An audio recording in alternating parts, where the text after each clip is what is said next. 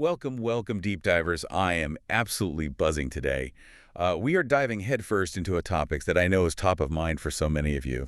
And honestly, it's a question that has, well, swirled around my own brain more than once. I bet it has. It's a big one. It is, the big one. Can you actually build muscle effectively after 40? Is it still genuinely possible? All right. Or are we just sort of resigned to a slow, inevitable decline, fighting an uphill battle against nature? Yeah, that whole narrative. I mean, who hasn't heard that once you hit a certain age, it's all about maintenance, right? Maybe just slowing the slide. It's a fantastic question, incredibly common, too, and one that absolutely comes loaded with a lot of preconceived notions, doesn't it? Totally. Yeah. The good news, and what our sources today, particularly this expert trainer's guide, Ageless Strength, Muscle Building After 40, what it definitively shows us is that the answer is not only yes, but it's incredibly empowering yes. Oh, that is such a relief to hear. I think many of you out there just breathed a sigh of relief with me. Probably. This guide, believe me, it sounds packed with insights and really actionable advice. Stuff that goes way beyond just, mindlessly lifting heavy things. Exactly. It's about strategy. We're about to unpack some real gold here, I think. Right. Cutting through all the myths and getting straight to the heart of what actually works. Right. Our mission today is clear. We're taking this expert guide and meticulously extracting the most important nuggets of knowledge, specifically about adapting strength training for midlife and beyond, because it does need adapting. Okay. And this isn't merely about the physical act of lifting weights, It's about understanding and implementing smart, sustainable strategies for not just preserving, but actively growing muscle, effectively improving your metabolism. Which is huge. Huge, and most importantly, significantly elevating your overall quality of life, well into your later decades. So it's really holistic. It's a holistic approach to thriving, absolutely, not just surviving. And that's exactly what we need. We're here to cut through all the noise, right? All the conflicting advice that seems to change every other week. Constantly changing, yeah. To get to the proven fundamental methods. Our goal is to leave you feeling not just informed, but genuinely well-equipped. Right. With practical knowledge, ready to make intelligent, impactful choices for your own health and fitness journey, without feeling overwhelmed by just tons of information. Yeah, avoiding that information overload. Exactly. So let's stop teasing and jump right into the core truth, because the immediate and very liberating answer to that big question is, well, it's a resounding, definitive yes. Okay, let's unpack this. Yeah. Because that yes is, wow, it's a powerful starting point. It really is. The quick take from our source material hits us right away with that firm affirmation. Yes, you can build muscle after 40 with the right approach. The right approach. That's the key qualifier. Right. Because for so long, the general consensus felt like it was all downhill after 40. A gradual decline you just had to accept. Is that general consensus completely wrong? Or is there maybe a kernel of truth to the idea that it gets harder, and the guide just shows us how to navigate that difficulty? That's a really perceptive question. It gets right to the nuance of it. Okay. See, the old consensus wasn't entirely wrong in recognizing that things change physiologically as we age. That part's true. Right, things do change. But it was largely incomplete and certainly far too pessimistic. What's truly fascinating here, and what our expert trainer underscores, is how relevant this topic has become. It indicates a real shift in public awareness and a widespread desire for accurate, empowering knowledge. So people are actively looking for this now. Massively. In 2025, smart muscle building isn't just possible, it's actually a rapidly trending area of fitness. That makes perfect sense. I mean, I can personally attest to that curiosity. Right. I know. I've wondered if my body could still respond in the same way it did in my 20s, or if I just had to, accept a gradual decline. We all wonder that, I think. Yeah. It's inspiring to think about those transformations the source mentions. Indeed. Our source, a certified American trainer and fitness influencer, points out a significant rise in search terms. Like what? Things like strength training over 40, muscle gain after 40, and even safe workouts for midlife recovery. Wow. Okay. So very specific. Very specific. This isn't just an anecdotal observation. It's reflecting millions of people actively seeking to not just age gracefully, but to age strongly. Strongly functionally. Functionally and with vitality. And the trainer's personal experience, having seen Countless clients over 40 transform their strength and physique. That adds weight. It really lends incredible credibility, doesn't it? It shows that this isn't just theory, it's proven practice. The transformations they've witnessed speak volumes about what's genuinely achievable. They really do speak volumes. But, okay, they also bring us face to face with those natural physiological shifts that happen as we age. The realities, yeah. So what does this all mean when we talk about the realities of aging? We hear a lot about hormonal changes, and honestly, it can sound a bit daunting. It can, absolutely. What are the key things we need to understand here? And importantly, how does the guide reframe them? Does it offer a different perspective? It does. You've hit on the core of the challenge, but also the opportunity. Yep. Our guide delves right into the reality, hormonal changes, and adaptation. Okay. It acknowledges that, yes, testosterone levels do indeed decline gradually with age. That starts subtly in your 30s, becomes more noticeable in your 40s and beyond. Right. And simultaneously, recovery times often lengthen. These are physiological realities. No wishful thinking changes that. Okay, so that part's true. However, and this is the vital aha moment that changes everything. Yeah. The guide emphatically states that this doesn't block progress. It only means workouts must be smarter. Smarter, not necessarily harder. Precisely. That's a significant reframe. It's not about giving up or pushing futilely against a wall. It's about strategic adaptation. Smarter workouts. I love that framing because when I hear hormonal changes and longer recovery, my immediate thought is like, oh no, I just need to push harder to compensate. The intuitive reaction. Yeah, but it sounds like the guide is saying that's precisely the wrong approach. Completely the wrong approach. So what exactly does smarter entail for thriving after 40? What does that look like in practice? Exactly. That old adage of no pain, no gain is actually counterproductive here. Really? Yeah. The true gain comes from respecting your body's altered recovery capacity and hormonal landscape. It's about leveraging precision over brute force. Precision, okay. The guide highlights 3 key priorities for thriving after 40. Prioritizing joint health, movement efficiency, and progressive loading is key. Okay, let's break those down. Joint health first. Absolutely fundamental. You can't build muscle consistently if your joints are always aching or injured. Makes sense. Movement efficiency. That means performing exercises correctly, with good form, through a full range of motion. It ensures you're targeting the right muscles safely and effectively, not compensating with other joints. Got it. And progressive loading, that sounds like lifting heavier, right? That's the common thought, but it's broader than that. Think of it this way.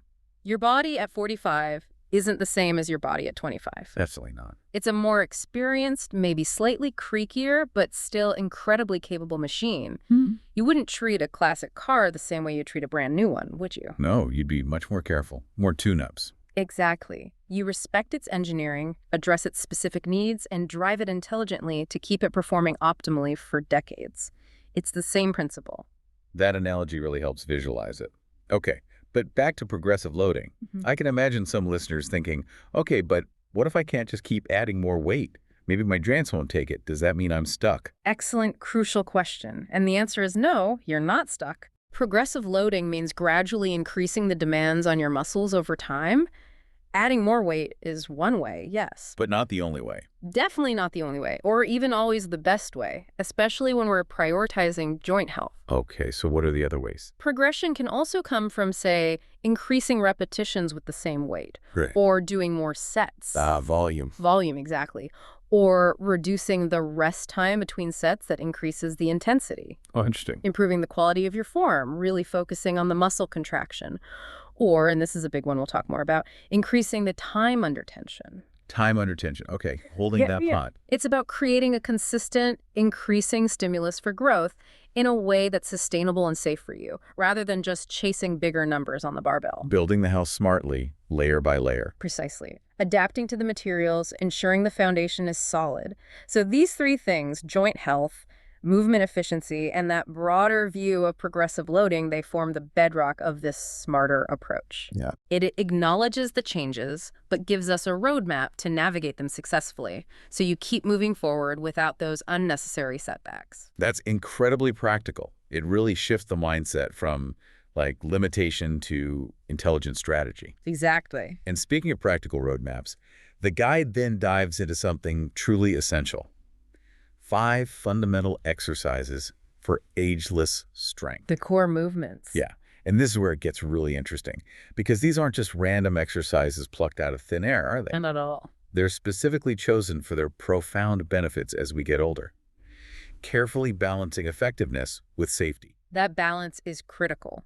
These 5 movements aren't about flashy, isolated muscle work that might look good, but does little for functional strength or joint longevity. Okay. Instead, they are compound functional exercises. They give you immense bang for your buck. Compound meaning working multiple muscles at once. Exactly. They target multiple large muscle groups and movement patterns crucial for maintaining strength, mobility, and overall physical capacity as we age. They are fundamental precisely because they strategically address common areas of decline or vulnerability in midlife and beyond, while also being incredibly adaptable to various fitness levels and equipment access. You don't necessarily need a fancy gym. Adaptable is key. Okay, let's break them down one by one. Really understand the why behind each choice. First on the list, bench or parallel bar triceps dips. Okay, dips. This is a phenomenal choice for developing robust upper body strength. Pushing strength. Pushing strength, yes. Its primary benefit, as the guide states, is it develops upper body strength, chest, arms, and shoulders without compressive spinal loading. Ah, that bit seems important. Without compressive spinal loading. Hugely important. Many traditional pushing exercises, like, say, an overhead press, place vertical stress on the spine. Right. Pushing weight overhead. Which can be problematic for those with pre-existing back issues, or just as spinal disc integrity naturally changes with age. Dips let you build significant pushing strength. Targeting chest, shoulders, triceps. Yeah, through large range of motion, while the spine stays in a more neutral, decompressed position relative to the load. Okay, and the coach's tip here. Crucial for safety and effectiveness. Keep shoulder down and elbows tucked. Lower slowly to build control. Shoulders down, not hunched up by the ears. Exactly. And elbows tucked in, not flaring way out. That protects the shoulder joint. And that slow lowering, that builds control, enhances muscle engagement, prevents momentum. Yeah, you can't just drop down. And significantly reduces injury risk, especially to the shoulders, which can be vulnerable. I can almost feel that slow, controlled descent just from imagining it. Really working against gravity. It forces you to engage the right muscles. Sounds fantastic for that vital pushing power. It really is. Great functional strength builder. Okay, next up, squats or lunges. These feel foundational, like everyone should do them, but what's the specific benefit for, our audience over 40? They are indeed pillars of lower body strength, and for good reason. The source highlights their benefit in reinforcing leg power, core stability, and functional mobility. Functional mobility. That sounds key. Absolutely paramount. Yeah. Because as we age, simple tasks we once took for granted, like standing up from a low chair without using your hands. Oh, yeah. I feel that sometimes. Or keeping your balance if you unexpectedly trip. Those things become more challenging. Squats and lunges aren't just about building big quads. Yeah. They're directly training your body for real-world independence and significantly reducing fall risk. Which is a major issue for older adults. A leading cause of serious injury, absolutely. So this is about maintaining confidence and freedom of movement in daily life. That's powerful. And the tip here Emphasizes proper form for accessibility and safety. Maintain upright posture and knee alignment. Start with body weight if needed. Start with body weight. I love that. It makes them incredibly accessible. Anyone can start there, perfecting the fundamental movement pattern before adding external resistance. Build that strong foundation first. Takes away the intimidation factor, doesn't it? Yeah. No need to grab heavy dumbbells right away. Yeah. Build the pattern, build the confidence. Yeah. Smart. Very Okay, then we have goblet squats. Now, this is another type of squat. So what makes it distinct and beneficial enough to be listed separately, especially for this age group? good question. What's particularly beneficial and unique about the goblet squat is its loading pattern and how it inherently supports better form. How so? It strengthens legs and core with reduced spinal strain, ideal for healthy posture. See, by holding a dumbbell or kettlebell close to your chest, Right up against the chest. the weight acts as a counterbalance. This often makes it significantly easier to maintain an upright torso, keep your chest open, and get deeper into the squat with less forward lean. So it helps you stay upright. Exactly. And that upright posture inherently reduces the shearing forces and compressive strain on your spine compared to, say, a traditional back squat where the weight is loaded on your shoulders. Makes sense. Less pressure on the back. Much less for many people. The coach's tip is straightforward. Hold a dumbbell close to your chest and squat deep with control. Deep with control. This upfront loading subtly, yet powerfully, changes the mechanics. It makes it a safer and often more effective squatting option for many, especially those mindful of back health or working on squat depth and posture. Wow, so holding the weight in front actually helps you maintain a better, more protected spinal position. That's a brilliant adaptation. It really is. It's a way to get the benefit of adding resistance to a squat, activating those big leg and core muscles without compromising the spine as much. Truly training smarter. That's the theme. Okay, moving on to the upper body again. The guide recommends resistance band rows. Pretty common exercise, but why so foundational here? Resistance band rows are fantastic, particularly because they directly counteract some of the most pervasive postural issues we face today. Like sitting too much. Exactly. Our modern, often sedentary lifestyles, their benefit is that they correct posture, strengthen the upper back, and balance daily sitting habits. Balance the sitting. Think about it. Many of us spend hours hunched over computers, phones, steering wheels. Right. This prolonged forward flex posture can lead to weakened, stretched upper back muscles and tight chest muscles, resulting in rounded shoulders, that text neck posture. Yeah, not a good look. Yeah. Or feel. No. Band rows actively pull your shoulders back and down. They strengthen the rhomboids, traps, posterior deltoids, the muscles that directly support good posture, and pull your shoulder blades together. Okay, and a tip. Anchor bands securely and squeeze shoulder blades as you pull toward the ribs. It emphasizes that intentional contraction of those critical upper back muscles, reversing the effects of slouching. That's so crucial. I can almost feel my shoulders relaxing just thinking about pulling them back and down. It's a great feeling. And resistance bands, they're so versatile, so portable. You can do them anywhere. Huge advantage for consistency. Yeah, makes it much easier to maintain, even without a full gym. Huge plus. Okay, and finally, the fifth fundamental isn't an exercise, but a technique. Controlled, slow reps. Ah, yes. This is critical. This sounds like a game changer, especially for anyone hesitant about heavy lifting or worried about their joints.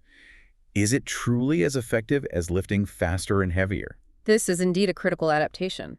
A true game changer, especially, as you say, for those hesitant about heavy lifting or concerned about joint safety. Okay. The benefit of controlled, slow reps is that it maximizes muscle engagement with lighter weights and reduces joint strain. Maximizes engagement with lighter weights. How does that work? Let's break down the why. Muscle growth, hypertrophy, is largely stimulated by time under tension. Time under tension. There it is again. That's the duration for which your muscles are actively working against resistance. Yeah. By slowing down both the lifting part, the concentric phase, Okay. and especially the lowering part, the eccentric phase. A negative. The negative, exactly. You significantly increase this time under tension. So the muscle is working for longer each rep. Much longer. Imagine trying to push a stalled car. A quick, hard shove might move it a tiny bit. But if you maintain steady, sustained pressure, keeping that force applied over a longer period, the car will move much further, right? Yeah, makes sense. It's similar with your muscles. That sustained engagement signals to your body that the muscle needs to get stronger and grow. And you achieve this without relying on momentum or putting joints under undue stress from heavy, jerky movements. So it forces the muscle to do all the work. Exactly. It significantly reduces momentum and forces pure muscle strength throughout the entire range of motion. Gravity or inertia aren't helping as much. Okay. And the coach's tip gives a specific tempo. Yes, an actionable tempo. Use a 3-second descent, 1-second pause, 2-second ascent tempo. So 3 seconds lowering the weight, Uh-huh. 1 second pause at the bottom, Eliminates bounce. and 2 seconds lifting it back up. Right. This deliberate pacing forces conscious control. It makes lighter weights feel surprisingly challenging and very effective. Wow. So like taking a bicep curl.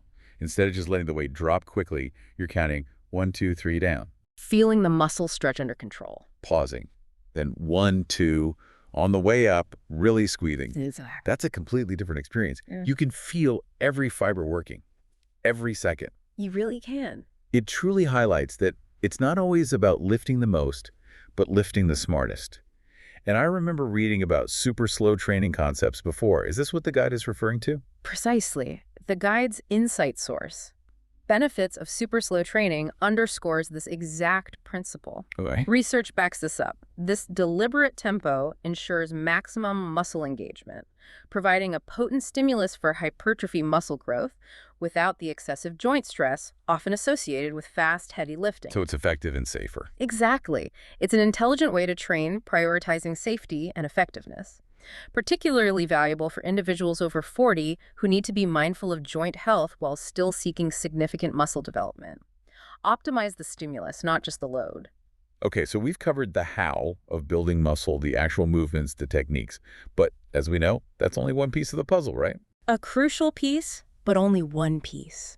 It's like having a brilliant blueprint for a building, but not having the right high-quality materials. Or enough time for the concrete to set. Exactly. Or not giving the builders enough time to actually construct it. So what does this all mean for, well, what we put into our bodies and how we recover? You've hit on an absolutely critical point. For muscle building after 40, the nutrition and recovery essentials are not just important, they are equally vital. Maybe even more so than the lifting itself, arguably. Really? More so? Well, think about it. Your body fundamentally needs the right building blocks and sufficient time to repair, adapt, and grow in response to the stress of exercise. Right. The stress is the signal, but the growth happens later. Exactly. Neglecting nutrition and recovery will severely hinder progress, no matter how smart or perfectly executed your workouts are. You build muscle outside the gym during recovery. Okay, let's dive into these key pillars of support. Because this is where many people, myself included sometimes, often fall short without realizing it. First up, the big one, protein.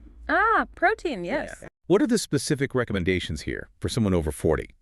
And why is that target so important? Is it different than for younger folks?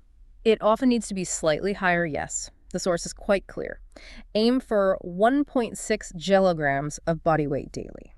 1.6 grams per kilogram of body weight. Okay, can you give an example? Sure. So for someone weighing, say, 70 kilograms, that's about 154 pounds. That would be roughly 112 grams of protein per day. 112 grams, okay.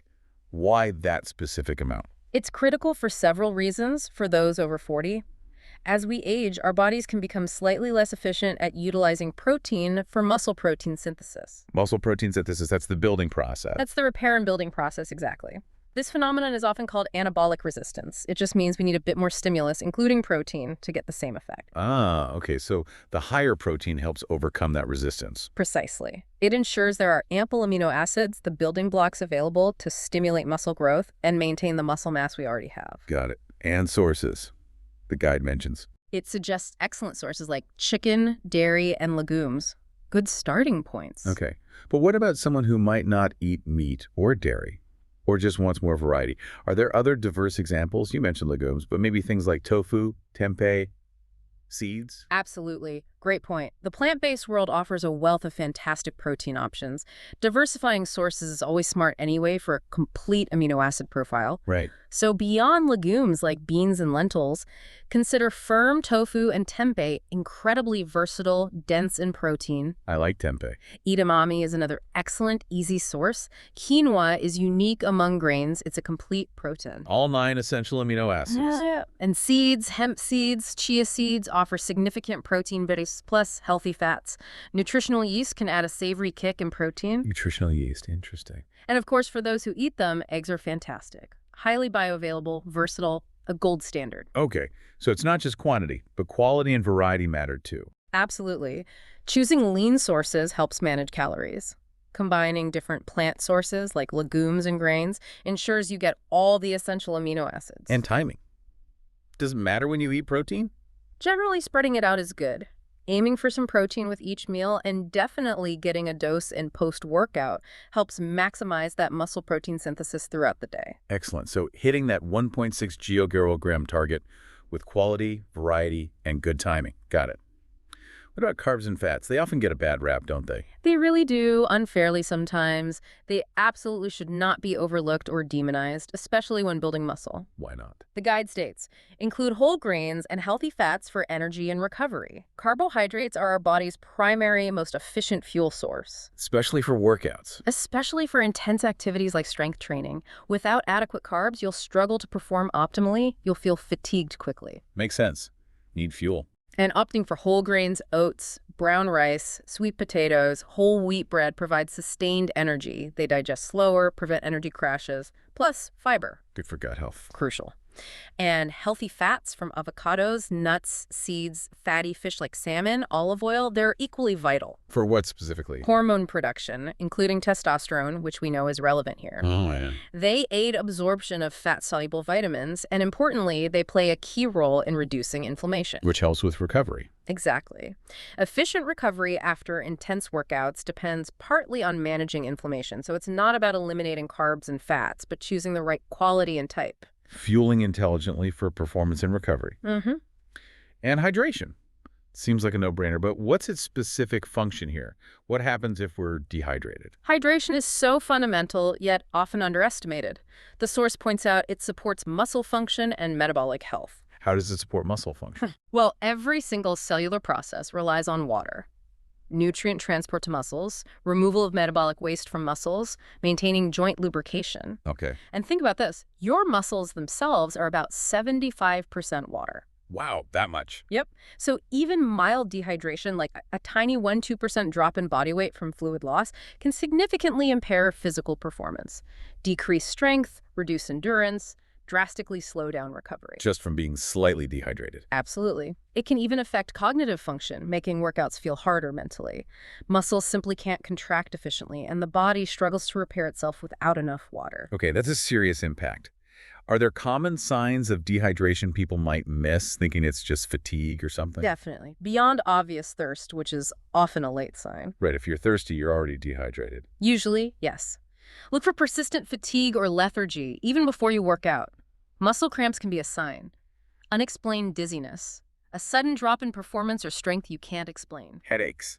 Headaches are another common one. And check your urine color, aim for pale yellow. If it's dark, you likely need more fluids. Good tips. If you feel sluggish, recovery takes longer, mental focus is off. Checking your water intake is always a good first step. Don't underestimate this simple habit. Got it. Amazing how many dominoes fall just from not drinking enough water. Okay, other recovery components. Rest. What's the rule of thumb, especially for over 40? The guide gives a clear, critical rule. Allow 48 hours between sessions targeting the same muscles. 48 hours, 2 full days. Or at least. This isn't arbitrary. It's a physiological necessity for muscle repair and growth, especially as recovery capacity can lengthen with age. Okay, explain the process again.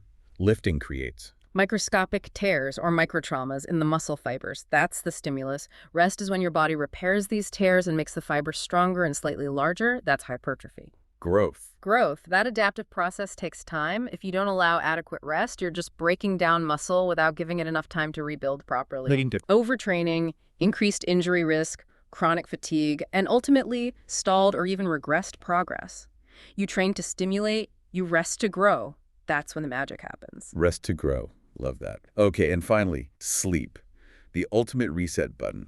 It really is. Sleep is the cornerstone of recovery and hormonal balance, as the source puts it, recommending a consistent 7–8 hours nightly. Why is it so foundational? What happens during sleep? This is where crucial restorative and anabolic muscle-building processes happen. During deep sleep, your body naturally releases growth hormone. Ah, growth hormone. Important stuff. Absolutely vital for muscle repair, tissue regeneration, and fat metabolism. Conversely, good sleep helps regulate cortisol, the stress hormone. And high cortisol is bad for muscle. Elevated cortisol, which happens when you're sleep-deprived, can have catabolic effects, meaning it can actually break down muscle tissue. Wow. So lack of sleep works directly against your goals. Directly. You're less anabolic, less able to build, and more catabolic, more prone to breaking down. Plus, it impacts energy for your next workout, mental resilience, overall recovery efficiency. Okay. It's often overlooked, but absolutely critical. Treat sleep as seriously as your workouts and nutrition. It's incredible how all these pieces fit together. You really can't just focus on the workout itself. It truly is holistic. It has to be, for sustainable result. Now that we've covered the exercises, the techniques, the crucial support systems, let's look at how it all comes together practically. Bringing it to life. Yeah. What's fascinating here is how practical the guide makes it, providing a weekly workout structure example. This helps visualize how all these elements actually fit into a week. This example schedule is incredibly helpful. It moves from theory to concrete application. Right. It shows how to integrate those fundamental exercises, apply the slow rep technique, and crucially, adhere to the recovery principles.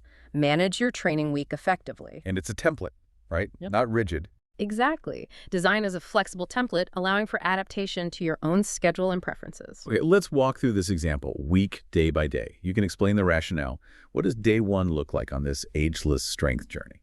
On day 1, the example suggests squat 3x10, band row 3x12, core work. Squat, row, core.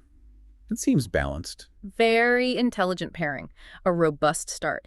You begin with a major lower body compound movement, the squat, works lots of muscle quads, hamstrings, glutes, core, metabolically demanding. Burns calories, gets the heart rate up. Yep.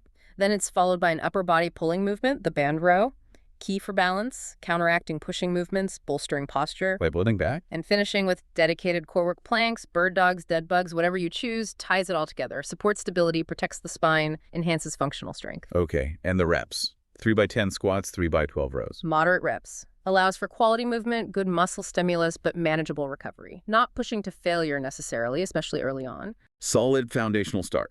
Then day 2 is rest or light mobility. Absolutely crucial. Reflects that 48-hour recovery rule. After day 1's intensity, the body needs time to start repairing. So rest means actual rest. Complete rest, no structured exercise. Or light mobility. Gentle stretching, foam rolling, a leisurely walk, some yoga flow, just promoting blood flow without adding stress. Respecting that recovery window. Vital. Prevents overtraining, ensures you're fresh for the next session. Remember, muscle is built during recovery. Got it. Smart. Okay, what's on the agenda for day 3? Day 3 brings a different but complementary focus. Goblet squat, 3x10, triceps dips, 3x8, shoulder stability work.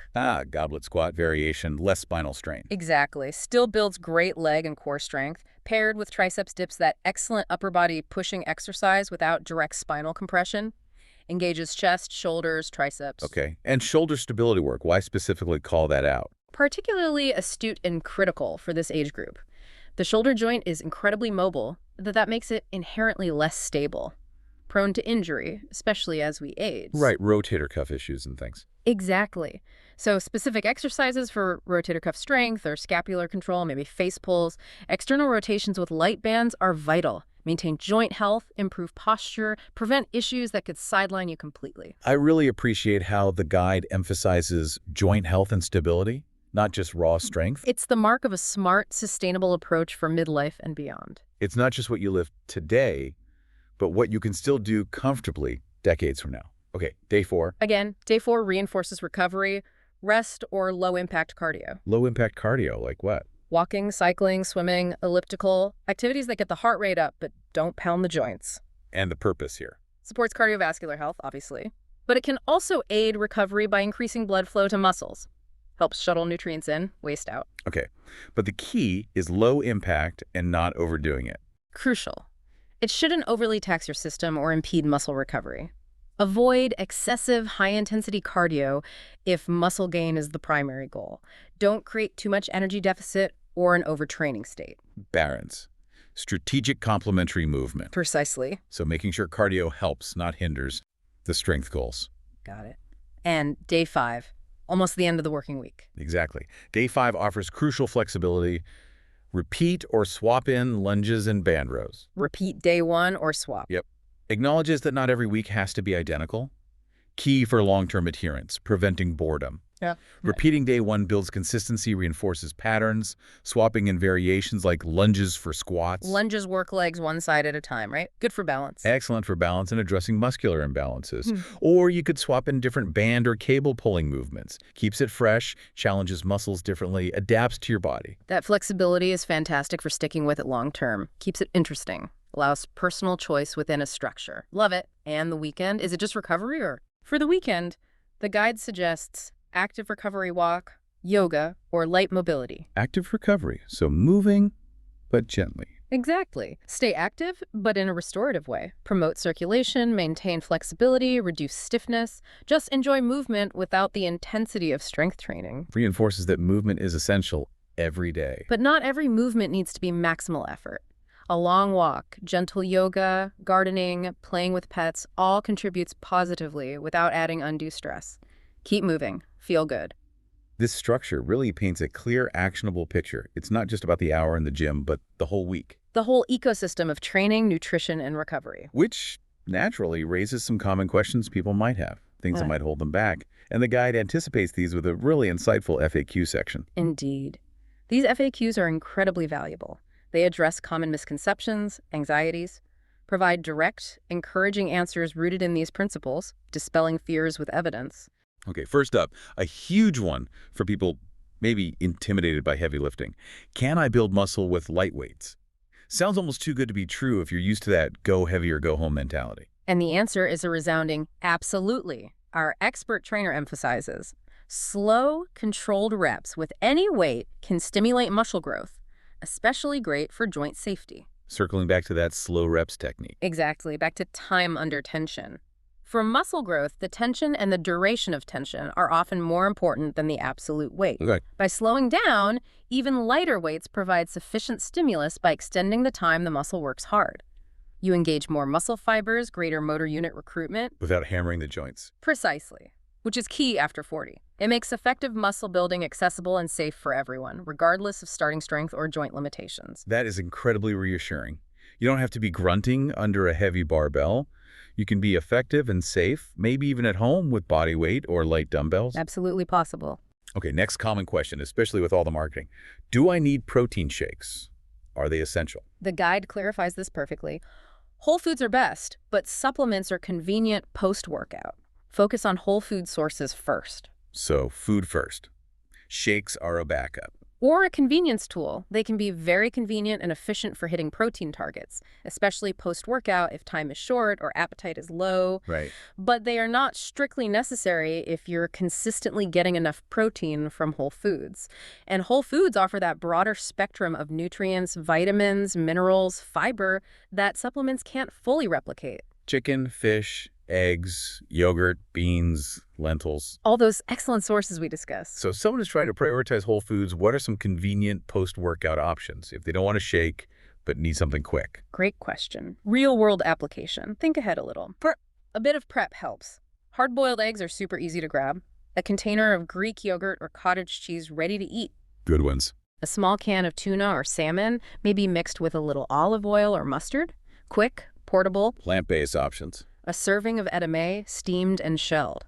A handful of almonds or walnuts. Even a small portion of leftover lentil soup or chili could work. Okay. The key is often planning, having these ready when hunger strikes post-workout. Fantastic practical suggestions. Makes it easier to stick to those protein goals without relying only on shakes. Okay, finally, the last FAQ. Is cardio still okay? Does it kill your gains? The answer is a definitive yes. Cardio supports heart health and recovery, but don't overtrain. It can impact muscle gains if excessive. Balance again. It's always about balance. Cardiovascular health is paramount at any age. Cardio helps with blood flow, endurance, stamina, overall well-being. And it can help recovery. Regular, moderate cardio can, yes. Yeah. By increasing circulation, delivering nutrients, removing waste. But the danger is doing too much. Exactly. Excessive amounts of high-intensity cardio, especially on top of demanding strength training, can create an energy deficit that makes muscle building difficult. It can also lead to overtraining, raising cortisol, hindering recovery and growth. Low-impact, moderate cardio, like in the weekly example, is ideal. Complement strength training without compromising gains. So what's a general guideline for excessive? How do you know if you're doing too much cardio if muscle gain is the goal? Is it frequency, intensity, duration? It's usually a mix of all three, and honestly, a big part is listening to your body. Okay. Pay attention. Yeah. If your cardio sessions are consistently very long, say over an hour, or very high intensity, like HIC sessions that leave you totally wiped out multiple times a week, especially on your strength rest days, that could be pushing into excessive territory for muscle gain. So a rule of thumb. For most people focused on muscle building after 40, maybe 20, 30 minutes of moderate intensity cardio, 2-3 times a week is often plenty for the benefits without negative interference. And signs of too much. Persistent fatigue, lack of progress in strength training, maybe increased irritability, difficulty sleeping, those could be signs to dial the cardio back a bit. Find that sweet spot where it enhances, not detracts. That's a great benchmark. helps balance efforts intelligently. Yeah. Wow, this deep dive has been incredibly illuminating, connecting all the dots from, initial skepticism to these actionable intelligence strategies that really empower. It truly has. And the final takeaway from our source material really encapsulates it all. Building muscle after 40 is achievable and sustainable with intelligent training, recovery, and nutrition. Achievable and sustainable. Love that. It's not just about preserving what you have, it's about active growth, enhancing your physical capabilities. The guide says the outlined 5 exercises, when executed with control and consistency, can reshape your physique, improve metabolism, and elevate quality of life well into your 50s and beyond. The long-term benefits Extend far beyond just looking good. They fundamentally impact how you move, how you feel, your energy levels, your overall vitality and independence throughout your life. It's truly an investment in your future self. That's so powerful. And if we connect this to the bigger picture, think about how embracing these smarter approaches to strength training, it isn't just about physical gains, is it? No, it often translates. It's also about cultivating a mindset of adaptability, continuous growth in all areas of life. It's about recognizing that challenges, physical or otherwise, don't mean you stop. They mean you adjust your approach, you learn new techniques, you stay consistent with smart strategies. Adapting intelligently. Yeah.